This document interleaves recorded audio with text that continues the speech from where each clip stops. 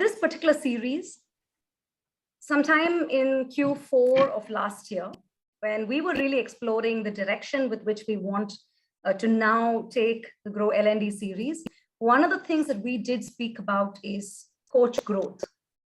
And coach growth can happen in two ways: internally, building yourself internally from the inside out, sharpening your competencies, sharpening your skills, knowing about best practices, trends, etc.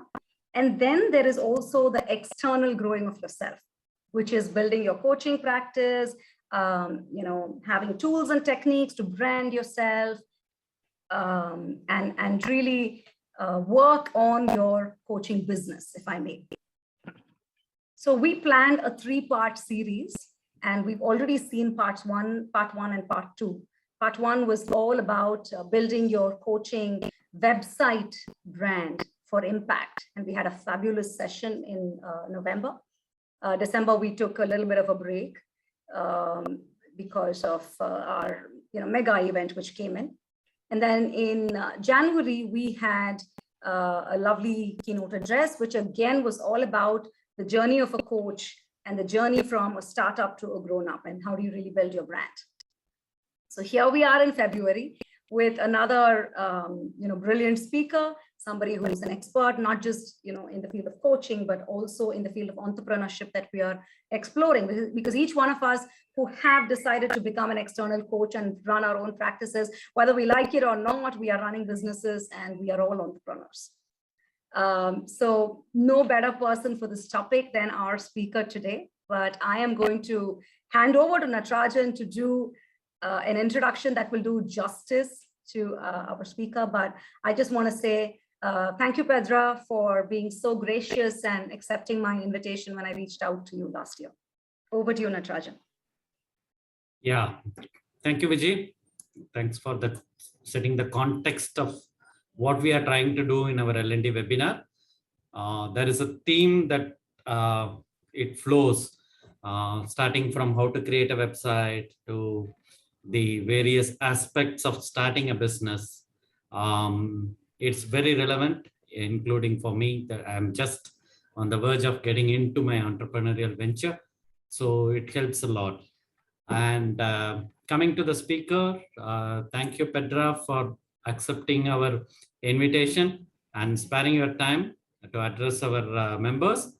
Pedja is an entrepreneur, consultant, a professional trainer, and an ICF certified coach, MCC, with corporate background and expertise in organizational and personal development. Pedja has a background in electrical engineering and corporate experience in B2B sales management. Since 2011, he is a senior partner at Atria Group, an international consulting company, which offers a wide portfolio of assessment tools, development programs, professional training, coaching, and mentoring in the fields of organizational and personal development. As a consultant, he had the opportunity to lead different organizational management and leadership development projects, as well as a large number of different training and coaching programs. His main areas of interest are organizational development, leadership coaching, personal transformation, and business application of different personal development methodologies like NLP solutions, focus thinking, process communication model. His motto is dream big, act smart. Wow, what a great way of putting it, the entire thing. So I think this will be the theme for today evening, scratch to hatch, being a coach entrepreneur. And over to you, Pedja, for the session. Looking forward to interesting learning. Thank you. Thank you for introduction, and thank you for inviting me being with you today in Prague. I'm currently in Prague, and this evening in your part of the world, or in all other parts in the world of the world. Well, I think that at the very beginning, this is maybe the most important topic that whoever is joining this path of becoming a professional coach should consider. Like, after I'm involved in coaching since 2007, and I believe that even it's more important than becoming a professional coach, because there's so many people who are really great coaches around the world, and who don't know what to do with this expertise. And then there is so many people who are great salespeople, but lousy coaches, and they're selling their services. So in having this thing in mind, no matter if you're good or bad coach, you need to learn how to sell, and you need to learn how to build your business and position yourself as soon as possible. So I have a presentation that I would like to share with you, and we will go through this presentation. I will share some examples, my thoughts around this topic, and then we will have questions and answers. So here is the presentation. I hope that you see it. Everything is okay. You see the presentation? Perfect. Okay. So from scratch to hatch, yeah, or how to or why it is important to be a coach entrepreneur, and also like for people who still are part of the organizational or big organizations who don't want to have their own career. Still, it is important to work on their personal branding, because even today I had a presentation for one of our clients that have internal coaches, and then like internal coaches pick their coaches pick their coaches. So like how then to be recognized as someone who is who might be valuable from clients' perspective. This is the topic of this presentation. So a few words about me, additional to what we already heard. So I'm a father of two. Actually, my wife has one kid from first marriage, and now we have together two, so 3 kids. I live a little bit in Prague, a little bit in Belgrade, so I'm traveling a lot, delivering also some training and consulting projects around the world. Yes, I am interested a lot in these days, mostly in organizational development. So like slowly I am shifting my focus from being full-time for being coaching to being more consultant. And sometimes the organizations need first to have a good setting before we get into coaching projects. And as a coach, yeah, I work dominantly with senior leaders and CEOs of companies around the world. So why this topic is really important, as already underlined. If you today, I mean, look, we work we live in virtual world. Come on, like we're like even like I got invitation based on my presence on LinkedIn. So am I a really good coach? It's questionable. Am I a really good trainer? It's questionable. But my presentation is good. So I got invitation to come here and to talk to you about something. So basically my coaching skills, like were assessed. So I have some certificates, and someone assessed my level of expertise, and I got my MCC, and I renew my MCC every few years, and so on. But it's really questionable. Is my expertise in coaching? It has direct correlation with my online presence, or the way how I brand myself, how I position myself on the market. So the moment when you start your development as a professional coach, you should immediately start your development as a sales person, as a promoter of your own business, as a marketeer, as someone who is really building his or her own personal brand. I started my career in 2008, and I established, and when I got my certification in coaching and in NLP, question that I put in front of myself was, do I want to build my own brand to be like a self-employed, or do I want to build my company? And no matter where are you right now, this is the first question that you need to ask yourself.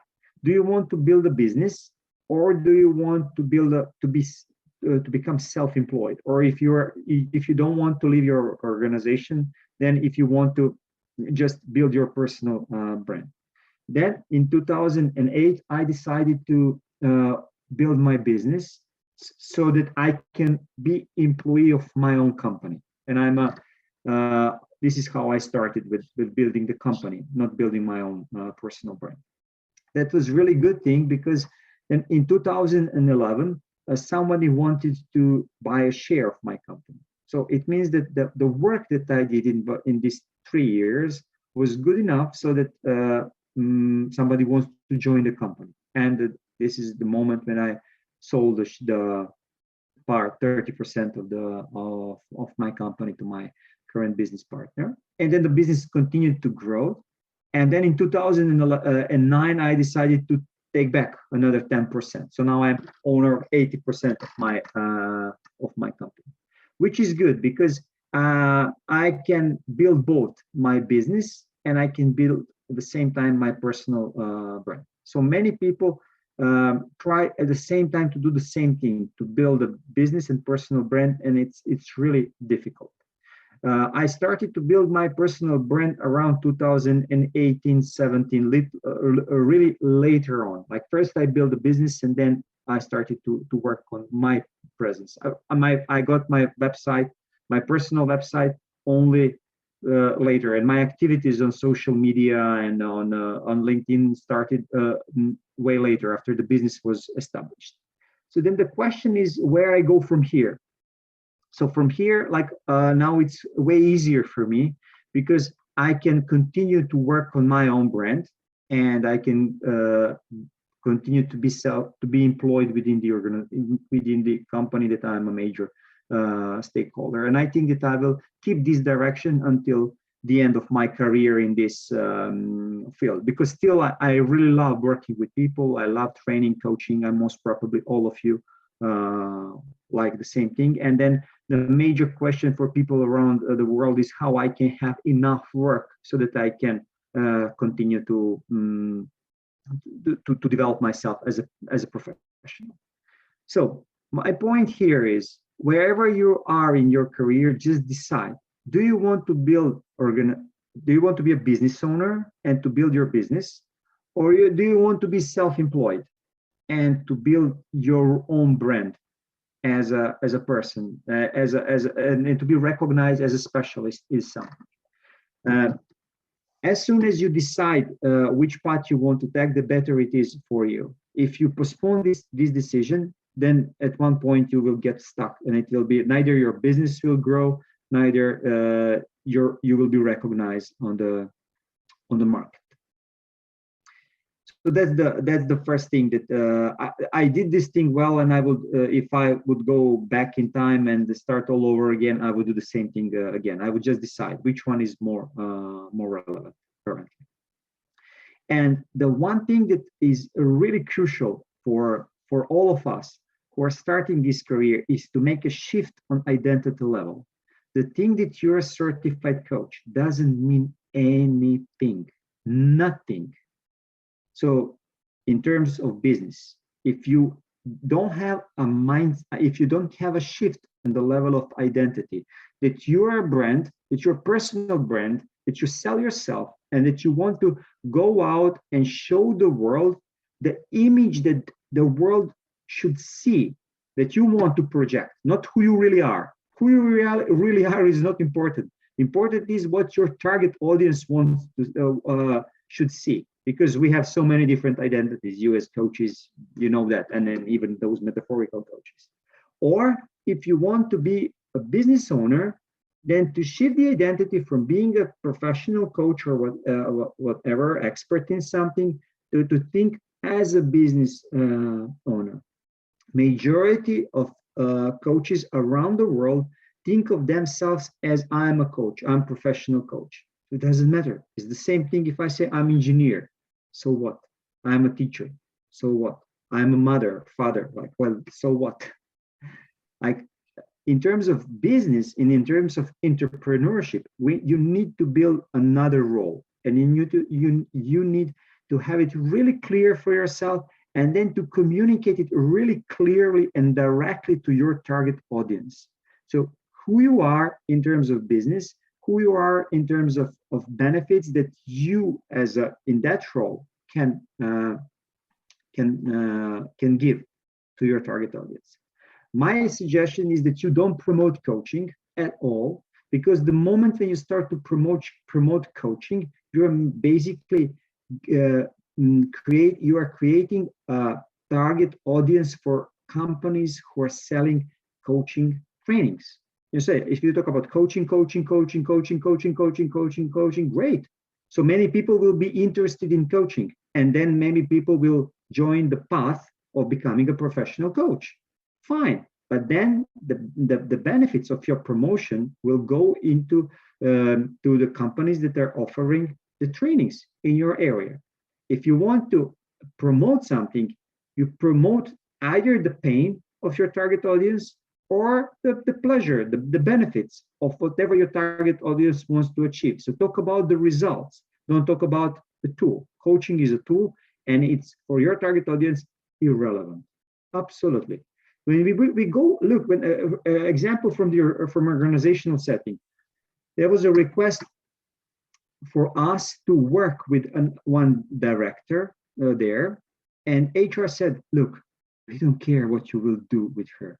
Just make her happy. So do coaching if you want, do therapy if you want, take her for dinner, do mentoring, do training, do whatever you want. But we want her to be happy in a given context, whatever. It doesn't matter." So this was a very clear and simple request. And many times companies will talk about coaching, training, or so on, but basically there is a need behind that. So try to go there and to explore that need and to make internally your shift of your identity so that you can address this need. And again, example from the really recent past, like yesterday, I had a meeting with a HR director of actually cluster HR director of a company who has 3,000 employees, and they said, "Look, can you deliver us?" And they made a list of topics. Topic number 1, topic number 2, topic number 3, topic number 4. They looked at me as a trainer, and I said, "Guys, sorry, I can say both time yes or no." Because they look at me as a trainer, but my identity is not trainer. I'm a consultant. This is what happened in my head. And I said, okay, the only thing how we can proceed, if you can explain me what is the situation here and how you came to the conclusion that you have these needs. So my shift of identity didn't put me into the role that I immediately jumped into giving the answer to their question, but helping them, of course, using coaching techniques, asking good questions, active listening, and all other things to find the real need. You know how the meeting ended? The meeting ended, and they say, "Look, can we start with team coaching as soon as possible for one of our team? And can you give us proposal for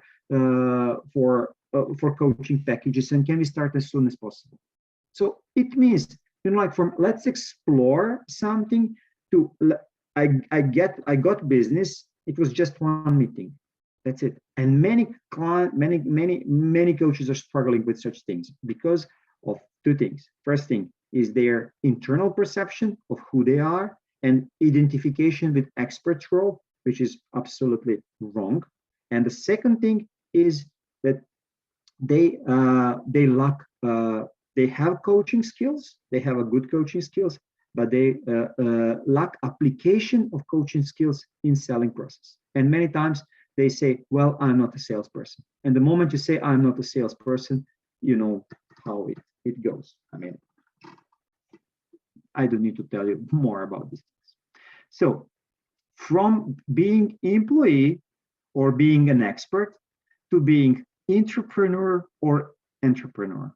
Entrepreneur for those of you who still would like to keep your position in international organization or a local organization, big organization that want to have an entrepreneur spirit within it, or you just want to start your own business. But this shift needs to be made. Just for people who are not clear what entrepreneur actually means, this is a definition. So it's a person within the organization who takes direct responsibility for turning an idea into profitable finished product through assertive risk-taking and innovation. So some companies really appreciate having this type of mindset, maybe in for certain positions or group of people. And I think it will be more and more valuable these days. So the question, why would entrepreneurship be important, and why in the near future there will be more companies who would like to have those type of employees on board in different positions? This is just my perceptions, 5 whys. First thing is because the world is changing so fast, and we have like one bubble after another bubble, and one bubble burst and another. So we are not in a balanced, stable state. Things are changing. So in those fast changing things, there should be people who are capable to lead the change, or who are capable to help organization to go this change. So as long as change is here, entrepreneurship will be a huge topic for the organization. Then things that are like typical for all international companies, like there is a pressure on results, pressure on growth, and there is this now big story about people are resigning, and what will happen? People will resign, everyone will start their own business, everyone, like most of us will fail, and then they will go back to the stability, and then we are going into this circle. So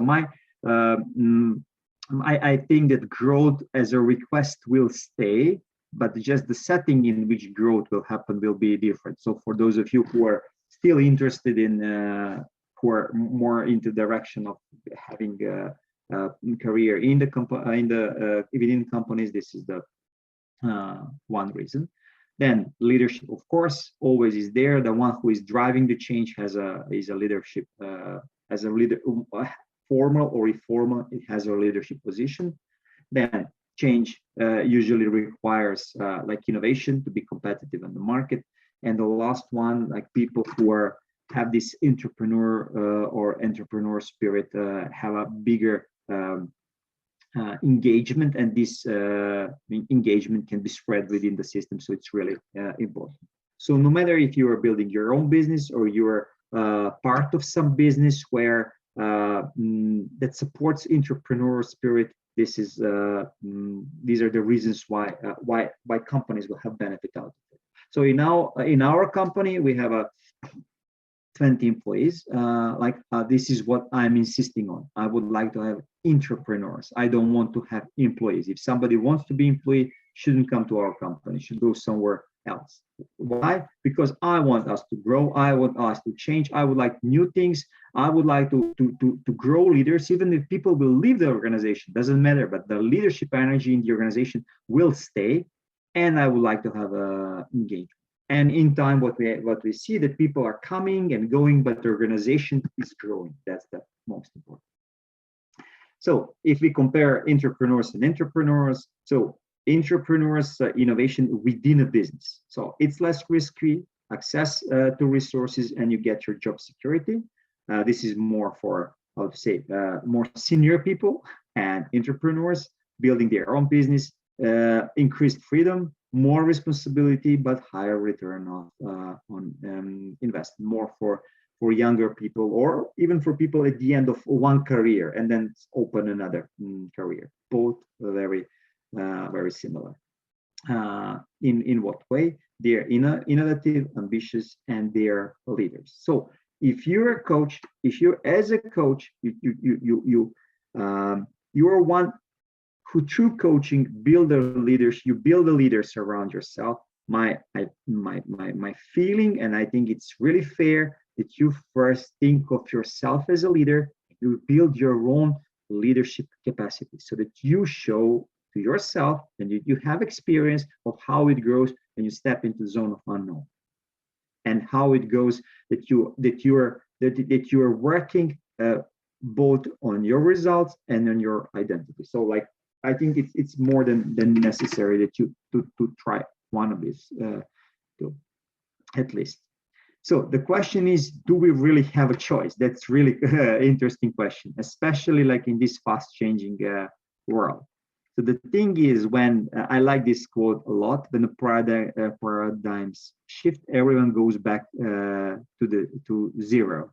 And you could observe with what happened with this Corona thing, that many things just changed over the night, and many industries just popped up. They got created their results. Some things industries went down. So my feeling is that especially if you go into direction of entrepreneurship, this is the best time when things are shaking. The bigger the mess is, the better it is for entrepreneurship. When things are stable, no one wants to be entrepreneur. Why would I be entrepreneur when everything is stable?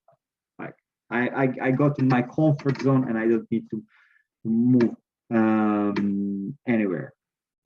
So now is the right time, as things are still not, we are still not in stable state. Once when we get in stable state, it will be again. I don't want to change anything. Okay, so one important thing is for you as experts in coaching. When coaching training starts, I say this thing out loud. Module 1 on our training, I say, look, guys, I don't recommend you to read coaching books during basic coaching training. Why?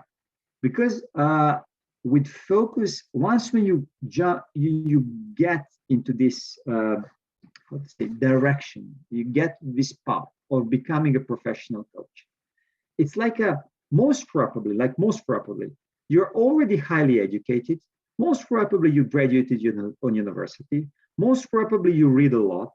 Most probably you value education, and most probably you are not ready to take risks. Most probably. I mean, this is just my observation based on people who I know. Most of the people who are coming on coaching education are already well educated. And many people who are on the other side, entrepreneurs, I'm not saying that they are not educated, but they are ready to jump before they have enough knowledge. And I will give you an example. I'm basic education, I'm electrical engineer, and I did my training, the art and science of coaching in Vancouver in 2009, I think. And when I went there, I already did some coaching education. And I already had around, I don't know, 150 hours of coaching, but with a different methodology. And I didn't consider myself as a coach. I said, well, I'm coaching education, I'm still learning. And then I met their guy from Seattle. We met him day one of our training too. And we introduced to each other, and he gave me a business card, coach, his company, and everything. And I said, wow, it's great. So when did you start when did you do your coaching education? He says, well, I'm just doing it right now. And I said, come on. Are you serious? I mean, I didn't say it like that. I was politically correct. I said, okay, great. But I was thinking in my mind, like, are you normal? Like, how come you can do such thing? You are danger for other people. But the thing is that he's in one polarity.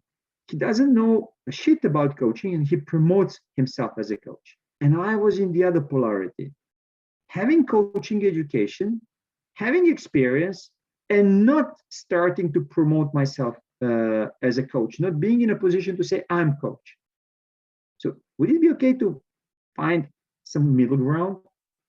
So to take the best of this polarity and the best of this polarity, and then to find the middle way. So my suggestion is the skills that you have, that you develop in coaching training. Usually the curves goes like this. At the very beginning, you are moving really fast, you're improving, but then you're investing a lots of time, but improve goes slower and slower. So even with additional education, you need more different ways how to improve your coaching skills, and so on and so on. So it goes really, once when you come to MCC level, then the question is where you should go in order to further develop your coaching skills. But My suggestion is actually to think about different skills while you're in a coaching education. So coaching education starts, and then you start to develop your basic skill, but then you add something else. You add marketing skills, and then you add selling skills, and then you add personal presentation skills. And then all these skills start to interconnect, and your complex skill of becoming an entrepreneur starts to grow faster. Then if you say, well, I will develop first my coaching skills, and then I will go to some additional training, and then usually nothing happens. So my suggestion is, when you take the path of professional education, of development as a professional coach, continue to add different things, because all these skills are interconnected, and all these skills influence each other. So once you start with the coaching training, just do practicing hours. You have enough theory during the training, and continue to add additional skills that are supporting yourself as an entrepreneur and as an or entrepreneur. And there is this key thing that people usually who join the coaching training really value knowledge, and they read a lot, usually read about coaching and additional thing. But for expertise is something literally, it's similar, but it is different. So here is the difference between these two things. So while knowledge is described as information acquired through experience or education, expertise implies being a leader in a field to having a level of skills that goes beyond just knowing things. So my point here, expertise involves skills. Skills involves practice, application. And it's not about just practicing your coaching skills, but practicing everything else.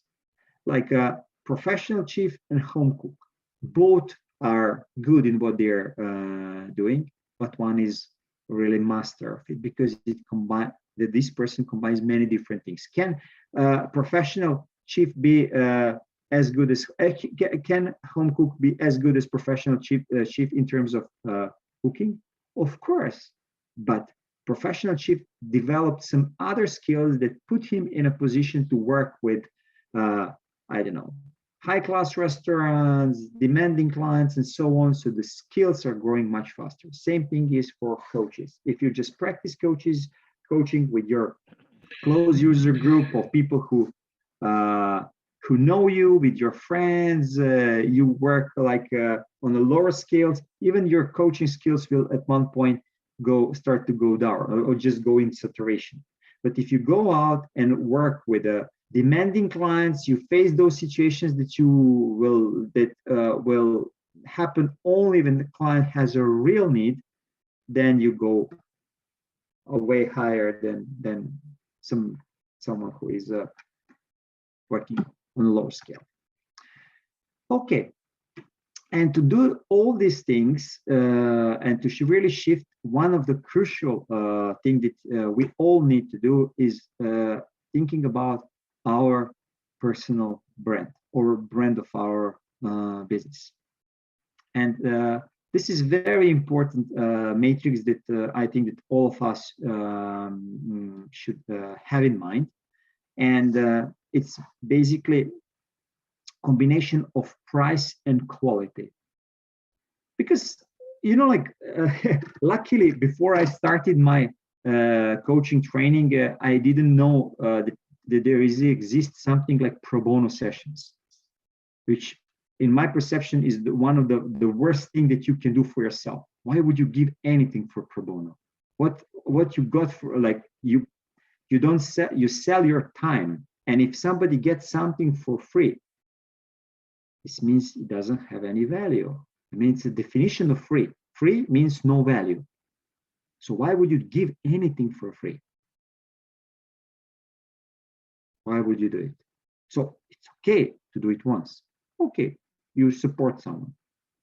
One more time, you do it again, you support someone. But as a concept of I'm offering pro bono sessions, it's not that it's not just sustainable, but it's wrong because it's the experience. And you all know how our beliefs are created.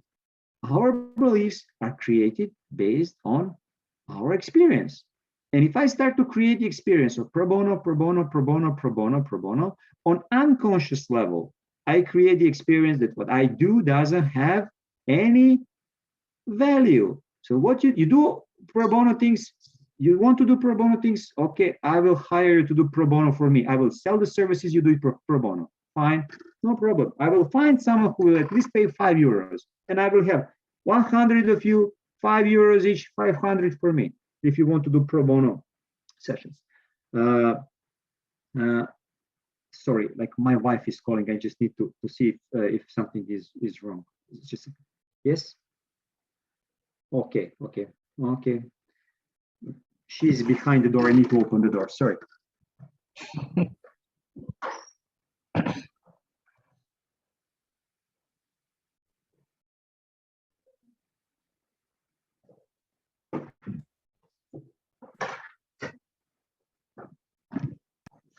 Yeah, sorry for this interruption. So my point here is that no pro bono, just forget about it. You cannot be, there is no entrepreneur pro bono. It can be once or twice, that's okay, 3 times, but as a concept, no, just forget about it. So, and why it is important.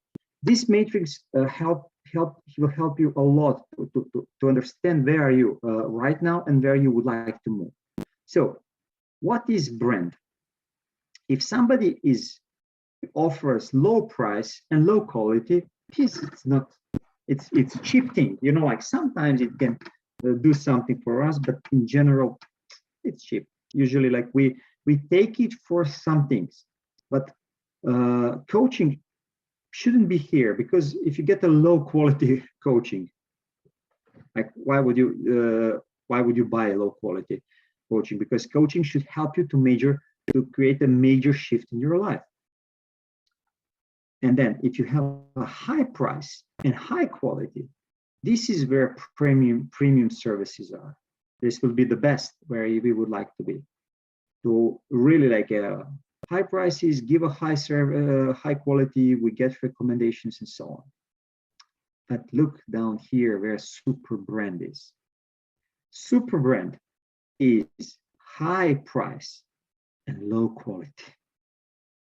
Because then people are buying for name, people are buying for the image, people are buying the idea of what it is. You know, like Nike, super brand. Is the quality of Nike really that different comparing to some other brands on the market? And can somebody just create the same quality of the product with another sign? I can. Of course, that he or she can, or a company can do it, but cannot sell on such a high price. And then many times like that people who, and this is where a majority of coaches are in the zone of danger. Why? Because you invest in your time, in your education a lot. The major tool of coach is not his or her skills in coaching, is you. You are the major tool. With your failures, with all your life experiences, and when you sit down with your client, you're the tool. So you invest so much in yourself, and then you offer it for the low price. And how long this will be sustainable? Then it's your hobby. I mean, and then name it a hobby. This is my hobby. I do it for hobby. It's okay. It's okay to have hobby. Why not? But if you talk about business, then you need to go in this direction. So average is a medium price, medium quality. And then if you want to have more clients, you don't want to do market penetration, you want to really position yourself somehow, well, you can play with the price. Of course, why not? But for some time. And then you end it. And then you go here in this direction. So brand means either medium price and low quality, or high price and medium quality. And ideally, we become a super brand, like Tony Robbins. What kind of bullshit he's talking about? But really, come on, he's repeating the same thing over and over and over again. I mean, nothing new. But he's Tony Robbins. Low quality, high price. Fine. And there are many examples in different areas of business. Yeah. So having this in mind, like the key thing is to what brand is. Brand is a big difference, and you want to be different. You don't want to be same, because commodity means that we are all same. If you're a life coach, you as many others in the world. If you're a business coach, you as many other in the world. So you need to find really your own niche, but very narrow niche, and to start to communicate the way that your target audience will recognize you. Like even like if you listen to what I'm doing here, I'm really judgmental here. And I said that Tony Robbins is bullshit, and I think he's a I mean, come on, guy, you should be ashamed for repeating the same thing over and over again. And some of you will say, oh, how you can say he's this and that, and you will not like me. And I don't care, because when I make such a statement, I make a polarities. One half likes me, and what does it mean? The other half will not like me. But I need that half that understands what I'm talking about. But if I'm politically correct and say, well, you should do, we are all the same, people are good, behind every behavior there is a positive intention, blah, blah, blah, blah, blah, blah. This is my expertise in coaching, but this is my coaching expertise. But my business expertise is something completely different. My coaching approach will not help me to get to be on the market and to be competitive on the market in a way if you want to build something big. If you want to build something small, just a small business for yourself, I mean, everything goes. But the more differentiations you have comparing to others on the market, and the more narrow target group you have, the better you will position yourself. You will get more requests, and of course you will get the positive comments and you will get the negative comments. But you know what is important?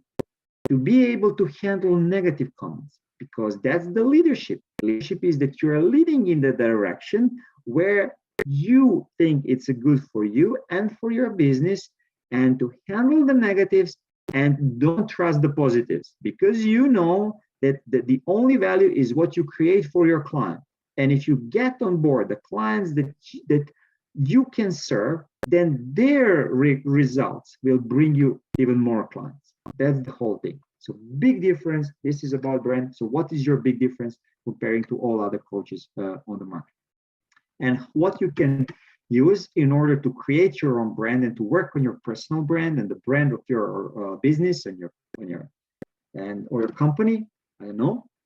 This guy here this is his photo when he was younger. So many people cannot recognize him. Oh, it's not so popular. Photo is not popular, but all of you know his name. This is Carl Gustav Jung, and he worked a lot with archetypes, and this can be a very useful tool for your business development or for positioning yourself on the market, because like archetypes are something below that is working on unconscious level. So it's a good idea to try to sense in how you want to position yourself, how you want to brand your business, how you want to brand yourself. So to find those archetypes that you really resonate with, and to start to communicate everything through those archetypes. This is one of the ways. So these are the archetypes based on his work. So outlaw, magician, hero, then lover, jester, and regular everyman. Then we have a caregiver, ruler, creator, and innocence, sage, and explorer, with the key value words behind it: liberation, power, mastery, intimacy, enjoyment, belonging, service, control, innovation, safety, and understanding. So what you can do, what might be a good approach to really sense about where you, if you build your personal brand, you as someone who is offering a service, what is the key, the one value or the one role that you would like to have? Like you can think about you as a self-employed or your business as whole, and then try to go into that role, and from that role to communicate everything about your work, about your, so not starting from target audience, but starting from what it is that you have inside of yourself. This will be inside out, and starting such a communication so that people can recognize and come to you, and like, so that you resonate with those who are coming and asking you for whatever.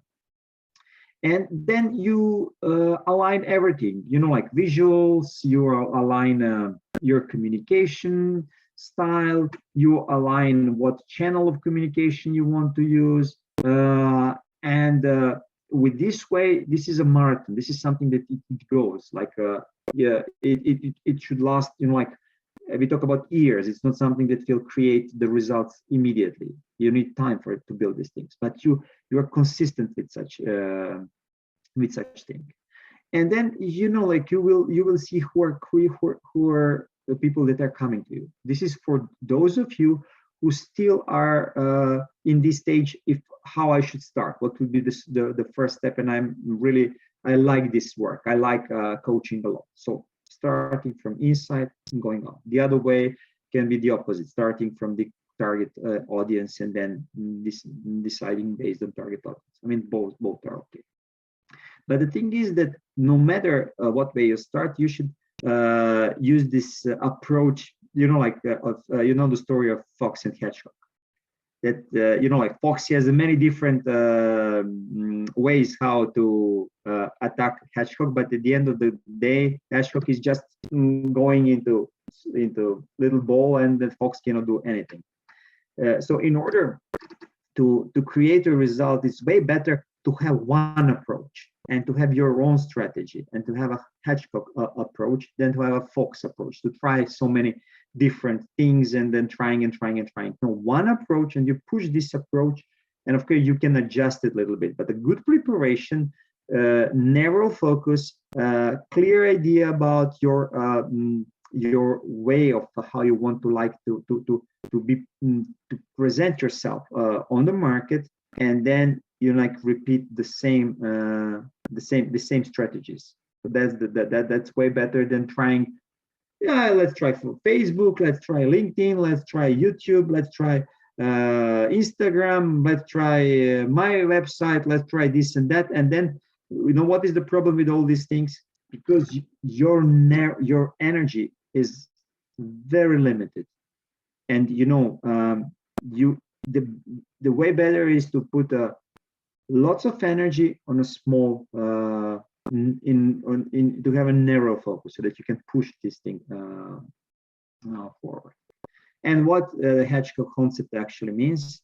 So starting from what you're really deeply passionate about, then what gives you income? The income needs to be there. If there is no income, then it's hobby. If you want to be a professional coach, then be professional. You need to ask for money for your services, not to ask, but to charge. This is, you sell your time. That's what you sell. And the last thing is, if there is one thing that you can be really good at, what it is that if you continue to go into this direction, and then you invest in yourself, what you could really be the best in the world. So in the middle part around these three areas is where what the Hedgehog concept really means. So having these things in mind, this is how you can start pushing and building your entrepreneurial career. So yeah, that was the last slide in my presentation. So now we're I think that I'm good with time. So any questions and about what we covered in this presentation? Yeah. Yes, Pedra, that was a fantastic presentation. There were two questions which I saw at the starting. I will read out to you. Meanwhile, others, if you have a question, please add it in the chat box. There was one question from Niranjan on, does identity lead to being or being to identity? Well, it's really a good coaching and maybe even in philosophical question. I think that states of being are actually being ideal. So just to step back a little bit, I will answer as a coach and then as an entrepreneur. So because there's these two separate things. As a human beings, I don't want to trust any identity because identities are just identities. They're shifting. They're useful or not. Sometimes they're useful, sometimes they're not. So as a human being, the most important are states of being. And as a human being, I don't want to identify myself with any identity. However, when I talk about results, I don't want to go for results from my human being, for me as a human being, because I don't care. I don't care about any result in human being. We are all the same. I like to be connected. I would like to spread love, spread peace, connect with you, to talk to you as a human being. But then at the end of the day, if you want to achieve results, this is my identity. You know this guy? Michael Jordan, 23, Chicago Bulls. Why? Because he's winning every day and I want to win every day. And who I want to beat every day, I want to beat myself every day. But you know, like if I don't do it, well, it doesn't matter. It doesn't matter. I don't want to push myself over those things. So it's like a tool for getting the results. But as a human being, states of being, that's the thing. So it's just being flexible. Okay. Niranjan, I think it answers. Otherwise, you can put in your question. There is another one from Chetan, which came very early in the session. What factors could help me choose between self-brand or business brand? What factors could prevent or help? Could help me to choose between self-brand or a business brand? Okay. So the first question is, what is your long-term vision? Start do coaching session with yourself. You know, like if you are, let's say like this, if you're in 30s, I would go with a building, I would have in mind that I should build a business. Why? Because you have enough time. You can start with building a self-brand and going to business, but there is a time in 40s when you have enough energy to build these things. So, but if you're, let's say in 50s, and then you have your family and you have kids and kids are in high school and you have all this obligation towards others, then it's really questionable if you can put so much energy in building a business, because building a business requires a lot of energy and then it can destabilize your life as whole. So I would, the key factor for me would be, where am I in my life? And then if you're in 30s or somewhere like maybe in 60s where you already don't have so much obligations towards others, I would go for a business because I can put my focus in business. But if I'm in 40s and 50s where, I don't know, like it depends, of course, how, if you have family, don't have family, have obligation, have parents, don't have parents. But the key question is how much obligations I have towards others. And if I have lots of obligations towards others, I would go for self-brand because it's narrow and you can just go very fast into building yourself as a brand. But if you have don't have so much obligations towards others, I would go towards building a business because you have more more time, more energy. So that's is how I would do it. Okay, thank you.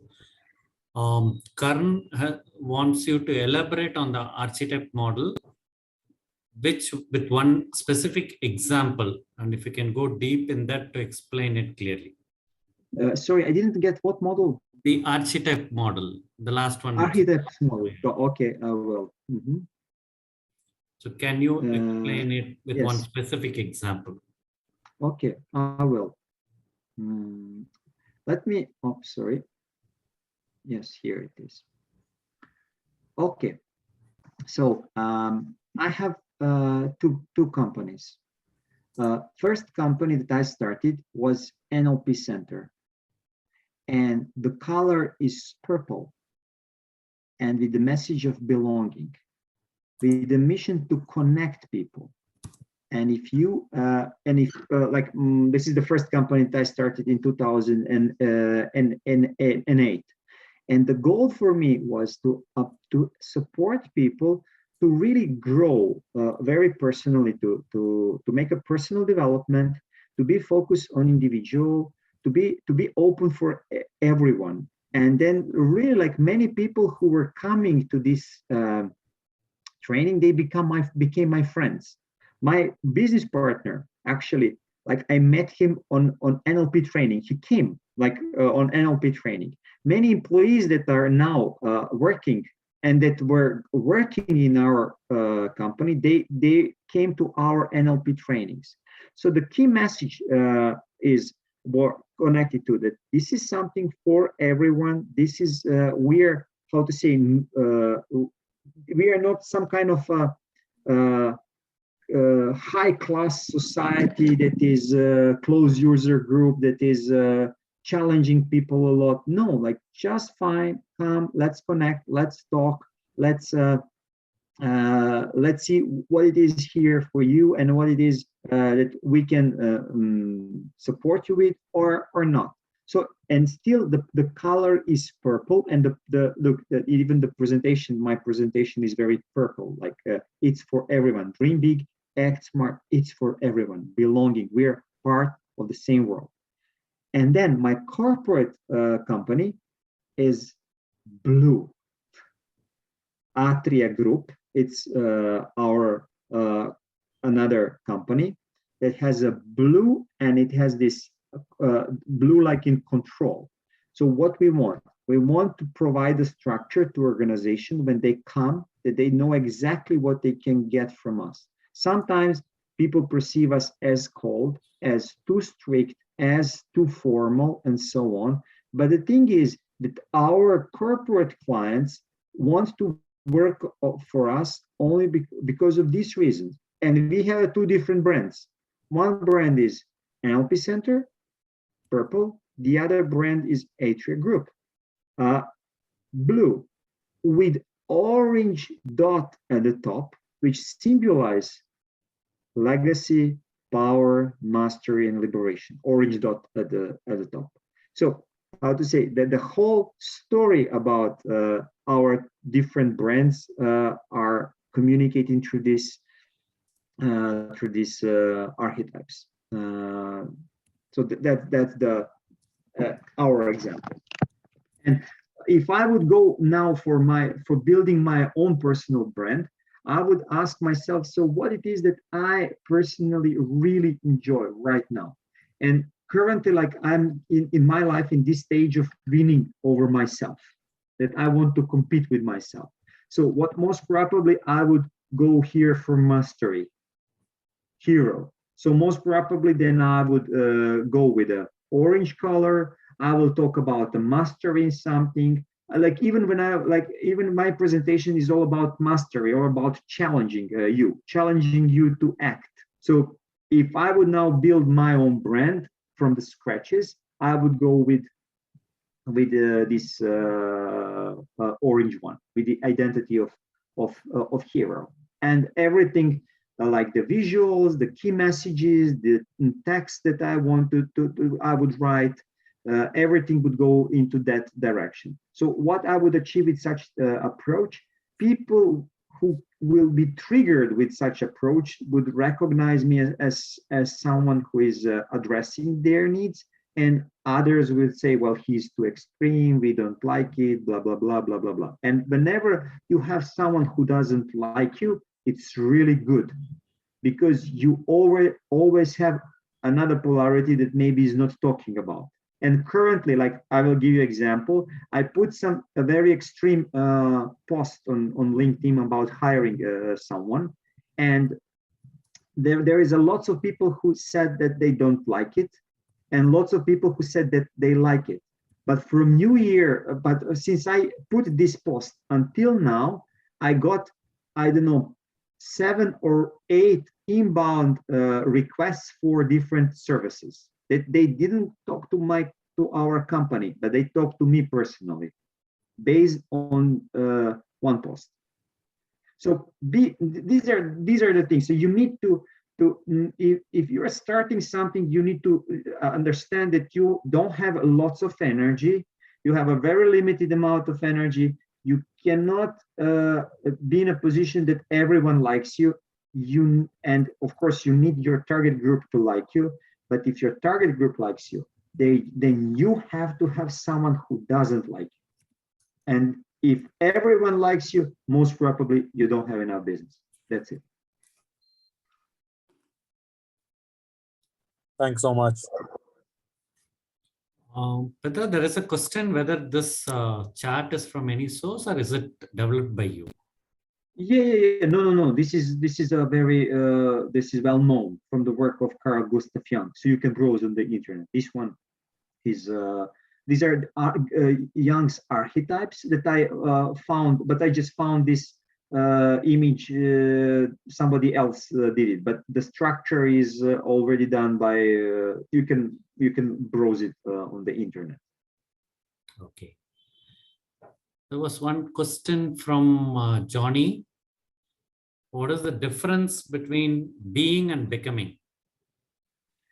Probably you can close this shared presentation. Yeah. Okay.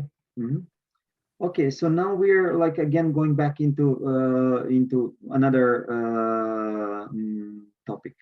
How I see it. States of for being, there is no need for movement. No need. Like these are states of being. You need to be calm. You need to do meditation. You need to go into coach position. You need to reconnect to your personal values. So being doesn't require movement. It requires calmness.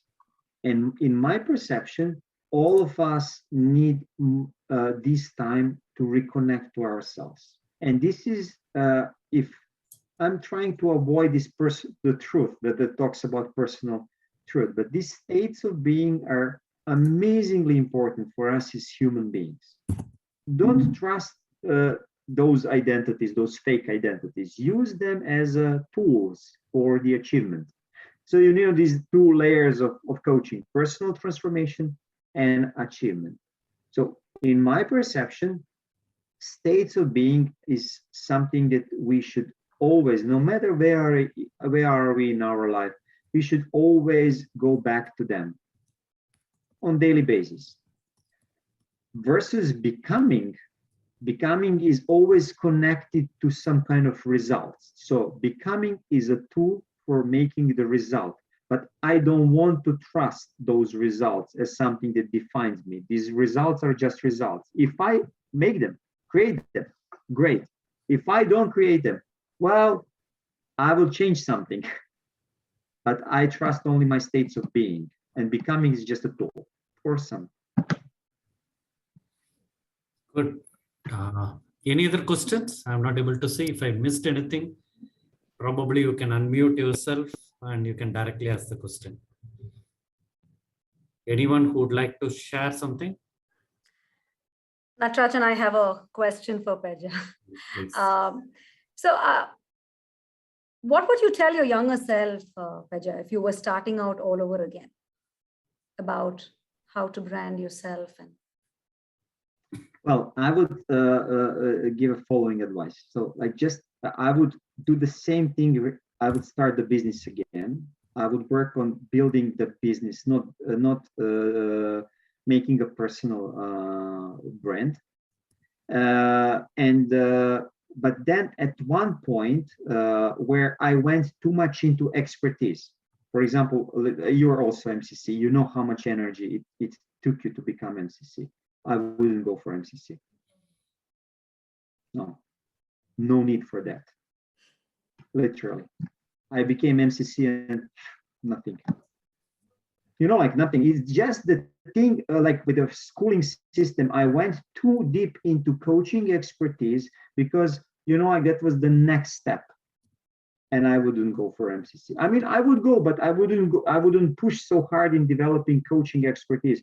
I would continue to work on my business more. I mean, I'm happy with what I did with my business. I'm really happy. But at one stage, I would postpone MCC, like another 5 years, another 6 years. It doesn't matter. It would come. But I wanted to finish it. Like I wanted to finish it, and I was pushing too hard into expertise of coaching versus into expertise on business. And then, like I'm in this trap now. I'm not. Am I a business owner or am I an expert?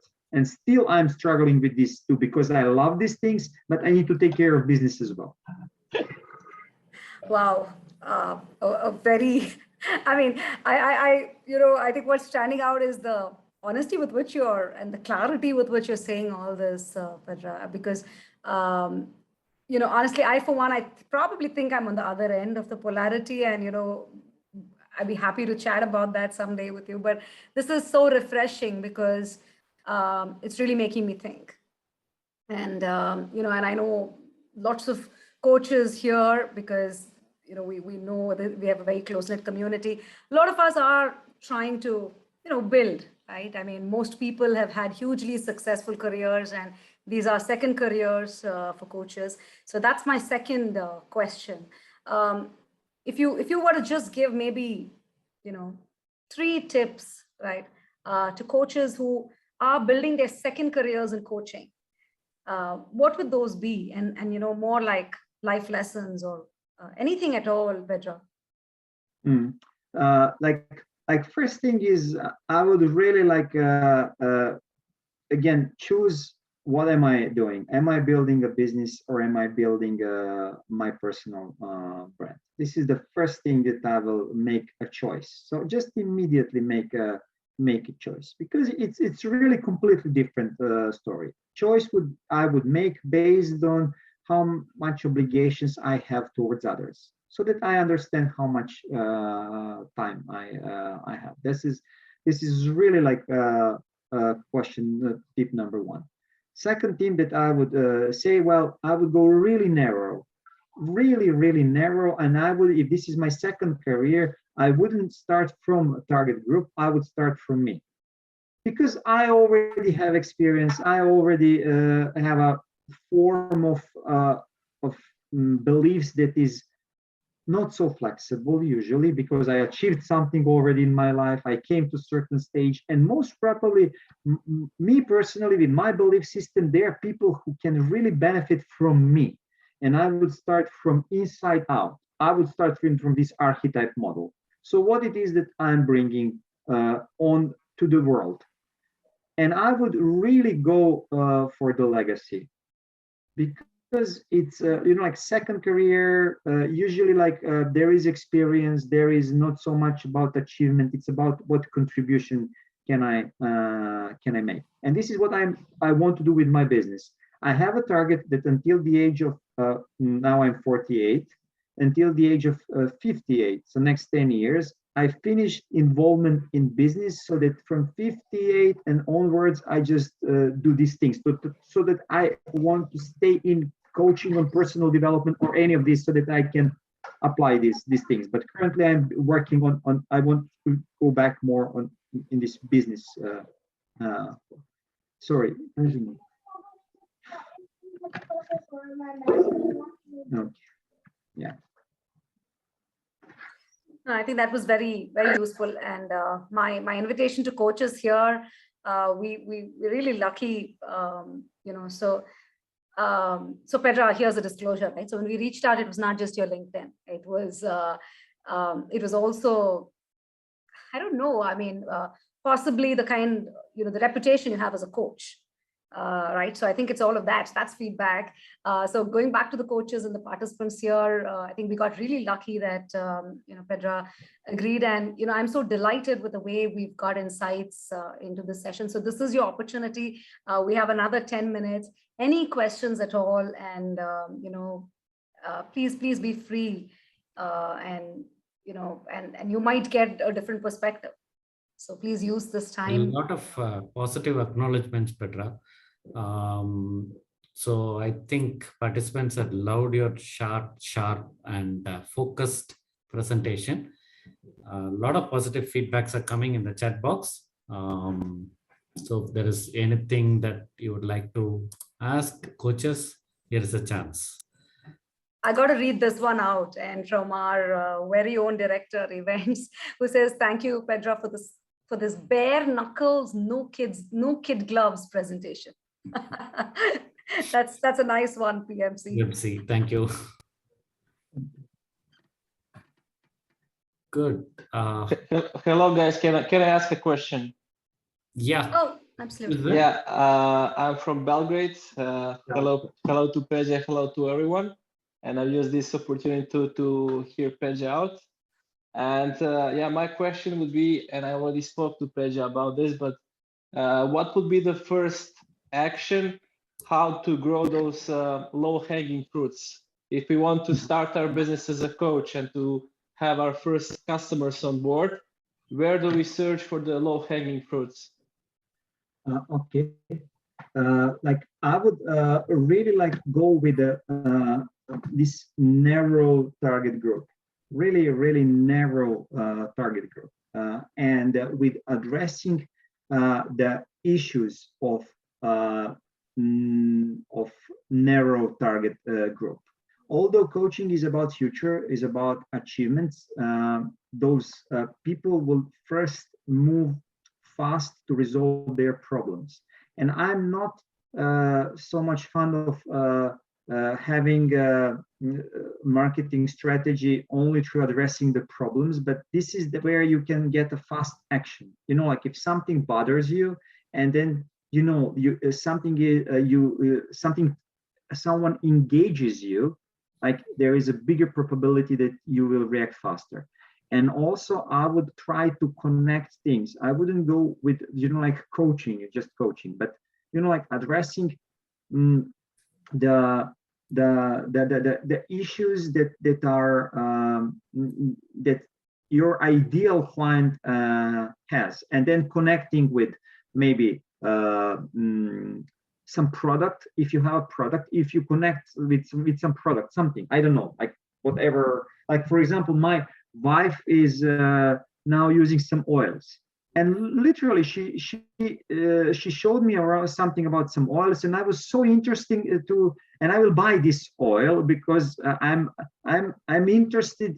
This what she was talking about really triggered something within myself, and I would like also to have a consultation, although I'm not her ideal target audience for these oils, but I'm really like involved in this. She got me involved.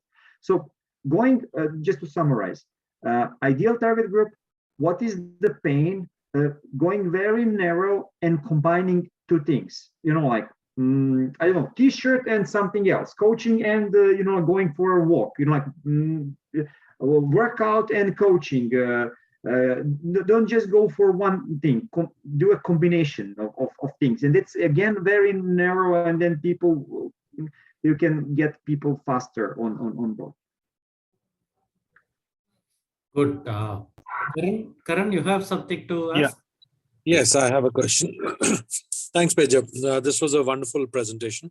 One question that I have to ask is that if you look at the coaching market, or each coach is a product or a company in itself, right?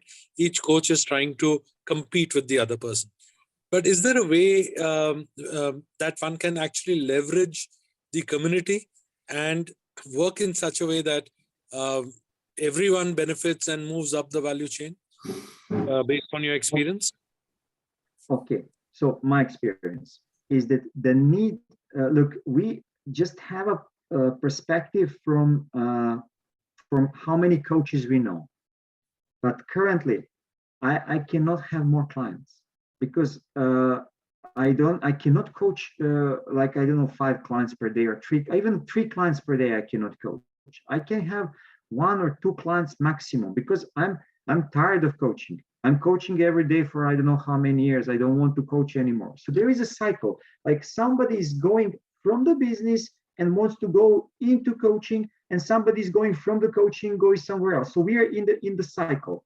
And still there is a way more need for coaches that are addressing specific things than how many coaches we have. But there is one more important thing. There is this idea of general coaches that are talking about this positive psychology and these old marketing things that you see on social media. This will collapse because it's too much of general things, too much of abstractions, too much of like just relax, just be positive, like it's too much of such things. And there is one really important thing that now I have another session for SAP in few hours, that coaches are not ready to challenge their clients. Coaches are avoiding challenges, and one of the ICF competencies is creating the awareness, so facing the reality. So the reality is today is that you will die and I will die and we will all die. That's the SMART goal in front of us. So how many of you are ready to say to your clients, so since you will die soon, I mean, in next 20, 50 years, but it's soon from the position of eternity.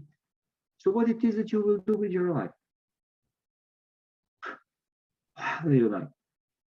Nobody, so like this, that, and we are just putting focus on one majority of coaches. And this is why I think that coaching will collapse at one day, not because coaching is bad, but because of many of coaches are doing a bad coaching. And we are closer to the psychotherapy, to some fake psychotherapy when people are ventilating, than to real coaching. So for real coaching, you need to connect, to face the reality. Of course, personal transformation, connecting to yourself, connecting to being state, absolutely. But besides that, is putting things on the ground.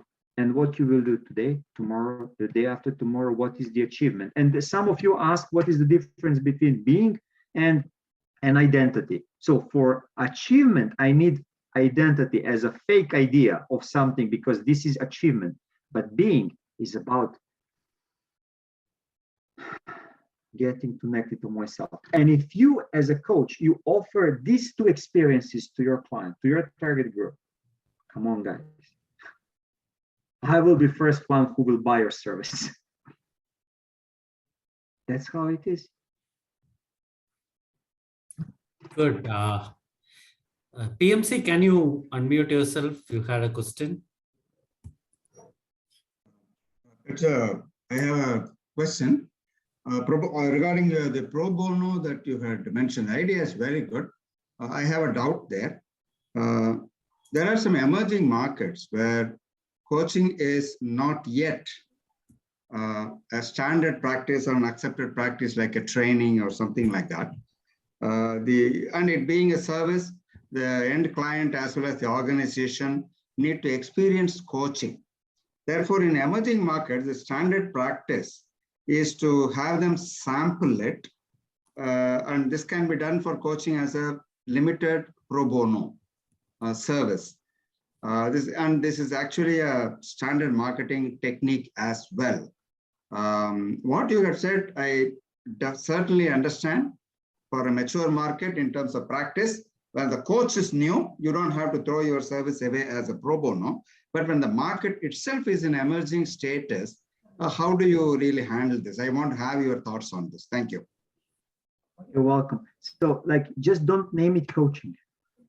Name it, give the name, whatever market understand. And I will give you example. In our market, it was all once emerging market. Our biggest coaching project that lasted for 4 years with the key B-1 and B-2 level of managers. For the first 2 years, we named it mentoring. because people didn't know what coaching is. And then you say, well, there are mentoring services. And we were doing coaching. And then after 2 years, at the beginning, like they were confused, what are you doing? But then through time, we went into direction of coaching. And actually this project led into developing of coaching culture in that organization. So, like if people meet your clients where your clients are and what your clients understand, apply just coaching approach. Okay. Good, sir. Thank you. Anuradha, you can unmute yourself and. Hi, thank you for this brilliant perspective that you've shared today. So I have this question, and I think it's really stemming from the thing that you've said that, yes, I do understand if you need to set up a business or set up a personal brand, you do need to either go inside out or outside in and go narrow and address a target group. Now, having said that, the dichotomy that I have in my head is that we say coaching is, you don't, as a coach, you don't have to be a subject matter expert. It's subject matter agnostic. You really don't have to be an expert in the subject which your client is expected to kind of work on. So to that extent, as a coach, you are a professional who's able to address anybody from any industry, any background.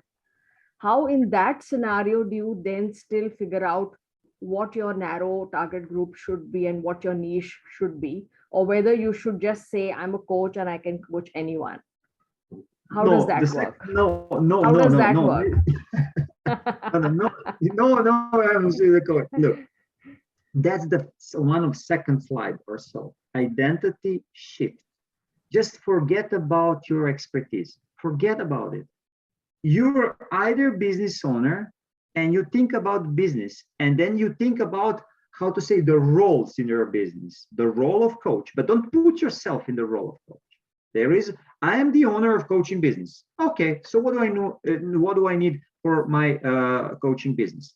I need a target audience. I need my marketing. I need my sales. I need sales, logistics. I need my product. I need people who will deliver. And then there is a role of the coach. Like by chance, you will take this role as well, but don't start from this role. Start from the role of the business business owner, for example. So that's the first thing, is this identity shift. That no matter what you know, because the biggest tool, it's not your coaching expertise, it's you. You're the tool. So the thing that you know coaching, so what? I know Kung Fu. So I know many different things, but I'm the tool together. So the first thing is the shift, identity shift, the useful identity. I am a business owner and my business has product, services, administration, marketing, sales, design, whatever, all these things have. And in one of these, and at the beginning, you will just run around and you will cover all these things. You will just run. And the first thing that you need to find someone to help you with the administration. Okay, you will not do administration. And then you will not do this thing anymore, and that thing, and that thing. And maybe at one point you will just be a business owner. You will just step back and say, well, I will just relax. But like if you're a coach, most probably you will never step back, as I don't want to step back from the role of being an expert in coaching, because simply you like it. Good. I think, does that satisfy you, Anuradha? In a way, yes, but then I'm still saying that fine, if you're not really setting up a business, but you're even setting up you as an individual being a coach, how do you really get your arms around actually figuring out what's the target group that I need to address? Okay, but like first thing, you're not individual. You're a business. You're a one-man army. Okay, that's the shift you're saying that needs to be in mind. You're one woman army. That thing, you're everything. So like, and then this one woman army woman steps back and says, well, there is a small army, there is a small business. So what are the needs of this business? And then you start to work on business, not on you as whatever. It's just your one role that you will take. Yeah, that's how I would do it. Sure. Thank you. But I think all the questions are answered. So before we wrap up, and thank Petra for his time and this fantastic presentation, one of the best that we have had in the recent times. And I would like to announce two things. One is we have a Coaches Coffee Connect coming Saturday. Please register yourself. And the next month, L&D webinar and another interesting topic on positive psychology. It's going to be on March 18th. So note down the dates, block your calendar. We will be back on March 18th with another interesting topic with an excellent speaker. So it's going to be another interesting learning. So thank you, Petra, for your time and the beautiful presentation that you gave.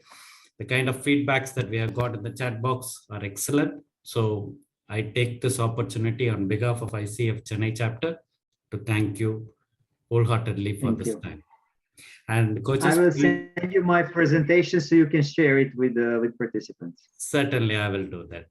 And coaches, please give your feedback. It's very important for us to improve ourselves. Okay.